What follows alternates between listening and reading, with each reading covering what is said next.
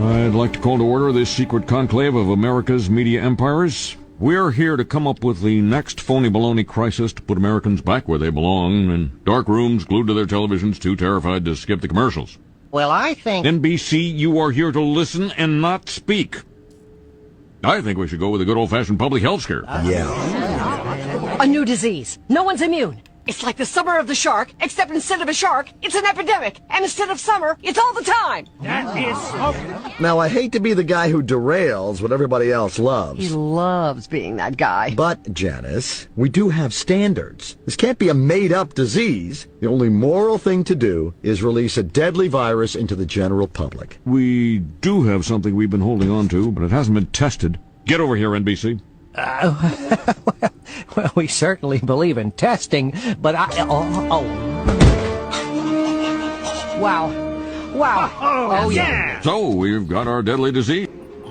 Not just to talk about the future of this company. We're here to talk about its destiny. We're here to talk about the end of the world. We stand on the brink of Armageddon, diseases for which we have no cure. Fundamentalist states who call for our destruction, nuclear powers over which we have no control.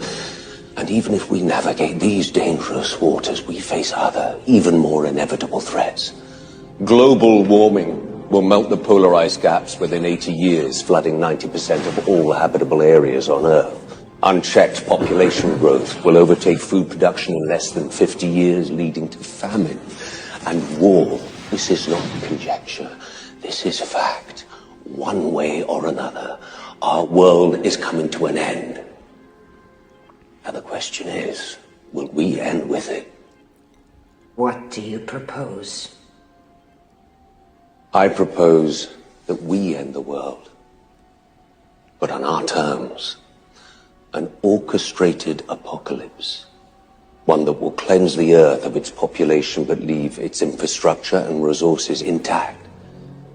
It's been done once before, with great success. The chosen few will ride out the storm, not in an ark as in the book of Genesis, but in safety, underground. And when it's over, we will emerge onto a cleansed earth we can then reboot once in our image. And just how do you intend to achieve this? The means of our salvation are already at hand. I give to you the T-virus. And it's great to have you with us here on a Thursday night, and we begin with that new case, the first human-to-human case of the coronavirus here in the U.S. A couple in Chicago, the woman just back from China, and her husband now has it. It comes as the World Health Organization tonight has now declared the outbreak a global health emergency after a tenfold jump in cases in just a week. And in a sign authorities are taking this very seriously, a cruise ship has been quarantined in an Italian harbor. 7,000 people on board were waiting to find out whether a sick passenger from China had the coronavirus. And those Americans who had been evacuated from China, we showed you the pictures last night to that military base in California. They have now learned that if any of them tests positive for the virus, they'll all be quarantined for 2 weeks. ABC's Steve Osunsami leads us off. He's outside the CDC in Atlanta tonight. As health officials were declaring a global emergency today, this was the scene outside pharmacies across Asia, where they were running out of face masks and people are desperate to protect themselves. Here in the U.S., what authorities... Time to wake up. What is reality? Obviously, no one can say, because it isn't words. It isn't material, that's just an idea.